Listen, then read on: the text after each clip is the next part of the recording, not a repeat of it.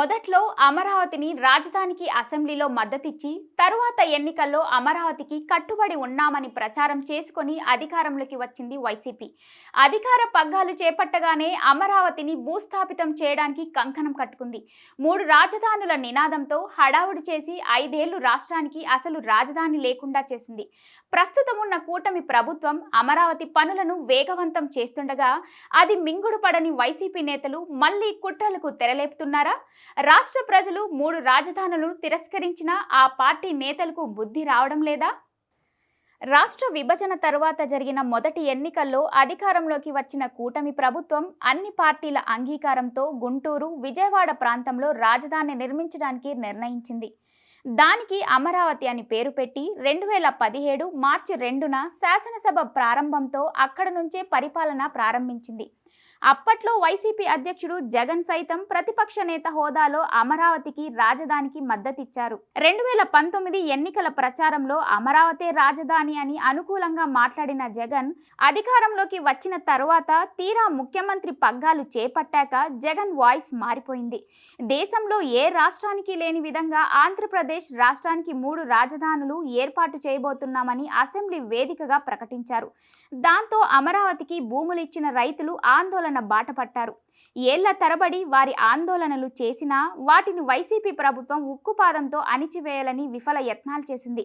ఆ క్రమంలో న్యాయపరమైన చిక్కులతో జగన్ సర్కారు 3 రాజధానుల దిశగా ఒక్క అడుగు కూడా ముందుకు వేయలేకపోయింది. వైసీపీ ప్రభుత్వం అమరావతిని రాజధానిగా తీసేయడం లేదని, కేవలం పాలనా వికేంద్రీకరణలో భాగంగా 3 రాజధానులు ఏర్పాటు చేస్తున్నామని అసెంబ్లీ సమావేశంలో వైఎస్ జగన్తో సహా మంత్రులు కూడా బల్లగుద్ది మరీ చెప్పారు. అయితే ఆచరణలో అమరావతి అభివృద్ధిని పూర్తిగా అటకెక్కించేశారు. పైపెచ్చు రాజధాని భూ సమీకరణలో టీడీపీ నేతలు అక్రమాలకు పాల్పడ్డారని నిరాధార ఆరోపణలు గుప్పించారు.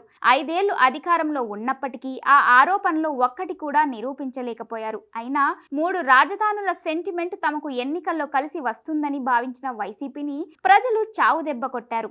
ఇక ఇప్పుడు రాజధాని అమరావతిపై వైసీపీ కుట్రలు మళ్లీ మొదలయ్యాయంట. ఎన్డీఏ ప్రభుత్వం రాజధాని పనుల్ని శరవేగంగా ముందుకు తీసుకెళ్తుండడం మింగుడుపడని వారు మళ్లీ కుయుక్తులు పన్నుతున్నారట. అమరావతికి మద్దతిచ్చిన పార్టీలకు ఎన్నికల్లో రాష్ట్ర ప్రజలు బ్రహ్మరథం పట్టి 3 రాజధానుల నినాదాన్ని తిరస్కరించినా వారి వైఖరి మారకపోతుండడం గమనార్హం. అమరావతికి ప్రపంచ బ్యాంకు రుణం రాకుండా అడ్డుకునేందుకు మళ్లీ ఫిర్యాదుల పర్వానికి తెరతీశారంట.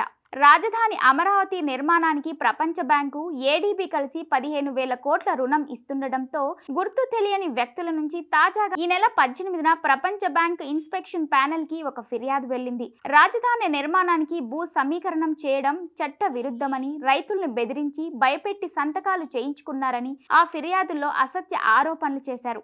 దానివల్ల అక్కడి ప్రజలు జీవనాభృతి కోల్పోయారని, ఆహార భద్రతకు విఘాతం కలుగుతోందని, పర్యావరణ, సామాజిక ఆర్థిక సమస్యలు తలెత్తుతున్నాయని ఆ ఫిర్యాదుల్లో పేర్కొన్నారు. రైతులతో అర్థవంతమైన చర్చలు జరపలేదని, సమాచారాన్ని గోప్యంగా ఉంచుతున్నారని ఆరోపించారు. ఇతర ప్రాంతాల నుంచి వచ్చిన నిర్మాణ కార్మికులకు తక్కువ వేతనాలు చెల్లిస్తున్నారని ఫిర్యాదులో పేర్కొన్నారు. 2014-19 మధ్య కూడా వైసీపీ శక్తులు రాజధానిపై ఇలాంటి కుట్రలే అమలు చేశారని, అప్పట్లో అమరావతి నిర్మాణానికి ప్రపంచ బ్యాంకు, ఏఐఐబి కలిసి 3,500 కోట్ల రుణం ఇచ్చేందుకు సిద్ధపడగా ప్రపంచ బ్యాంకుకు ఫిర్యాదుల మీద ఫిర్యాదులు చేశారని, దానిపై అప్పట్లో ప్రపంచ బ్యాంకు ఇన్స్పెక్షన్ ప్యానెల్ ప్రత్యేక బృందాన్ని నియమించగా ఆ బృందం పలు దఫాలు రాజధాని ప్రాంతంలో పర్యటించి రైతులతో సమావేశాలు నిర్వహించి అక్కడ ఎలాంటి ఉల్లంఘనలు లేవని, రైతులు స్వచ్ఛందంగానే భూములు ఇచ్చారని నిగ్గు తేల్చింది. రాజధానికి రుణం ఇచ్చేందుకు అంతా సిద్ధమైన దశలో 2019లో అధికారంలోకి వచ్చిన జగన్ ప్రభుత్వం రుణం అక్కర్లేదని చెప్పేసింది. అమరావతి విధ్వంసానికి కంకణం కట్టుకుని 5 ఏళ్ల పాటు అనేక కుట్రలు అమలు చేసింది. రాష్ట్రంలో ఎన్డీఏ అధికారంలోకి వచ్చాక అమరావతికి మొదటి ప్రాధాన్యం ఇచ్చి నిర్మాణ పనుల్ని వేగంగా పట్టాలెక్కిస్తోంది. కేంద్రం కూడా ముందుకొచ్చి అమరావతికి పూర్తి స్థాయిలో సహకారం అందిస్తోంది. ఇది మింగుడుపడని వైసీపీ అమరావతి అభివృద్ధిని అడ్డుకునే కుట్రలో భాగంగా ప్రపంచ బ్యాంకుకి మళ్లీ ఫిర్యాదు చేయడం తీవ్ర విమర్శల పాలవుతుంది.